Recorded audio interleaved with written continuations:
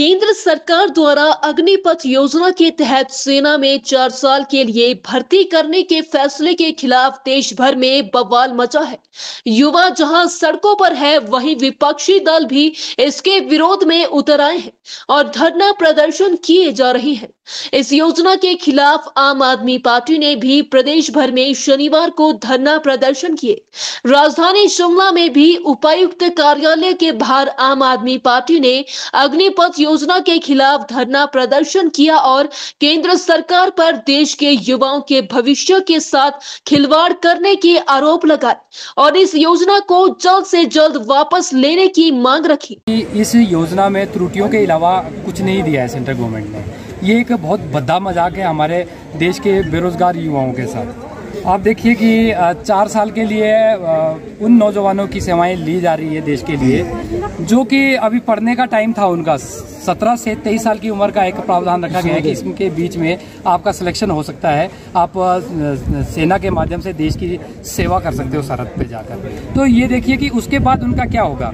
उसके बाद जब वो बच्चा वापस आएगा 23 या 24, मान लो वो 17 साल की उम्र में भर्ती हो जाता है, 23 साल की उम्र में वो रिटायर हो जाता है वहाँ से। उसके बाद ना तो इस स्कीम के अंदर ये लिखा गया है कि उसको क्या क्या बेनिफिट मिलने वाले हैं और किस तरीके से वो आगे की लाइफ अपनी सर्वाइव करेगा, जबकि उसकी पूरी तरह से पढ़ाई खराब हो चुकी होगी।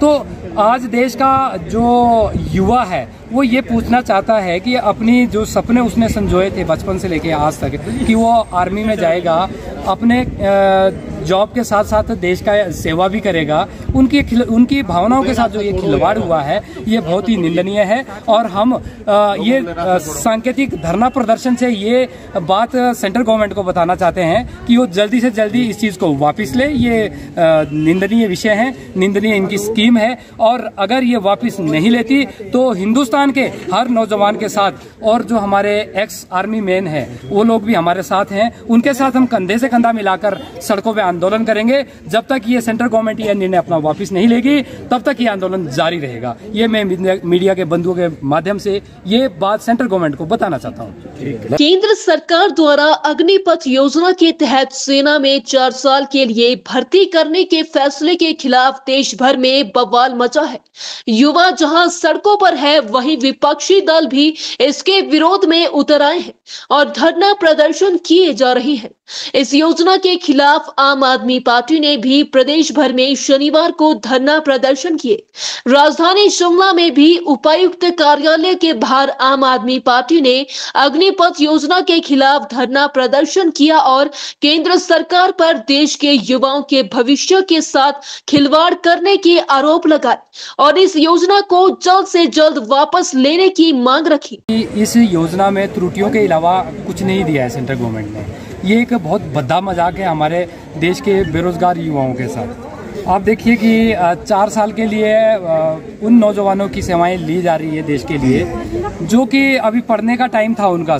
17 से 23 साल की उम्र का एक प्रावधान रखा गया है कि इसके बीच में आपका सिलेक्शन हो सकता है, आप सेना के माध्यम से देश की सेवा कर सकते हो सरहद पे जाकर। तो ये देखिए कि उसके बाद उनका क्या होगा। उसके बाद जब वो बच्चा वापस आएगा 23 या 24, मान लो वो 17 साल की उम्र में भर्ती हो जाता है, 23 साल की उम्र में वो रिटायर हो जाता है वहाँ से। उसके बाद ना तो इस स्कीम के अंदर ये लिखा गया है कि उसको क्या क्या बेनिफिट मिलने वाले हैं और किस तरीके से वो आगे की लाइफ अपनी सर्वाइव करेगा, जबकि उसकी पूरी तरह से पढ़ाई खराब हो चुकी होगी।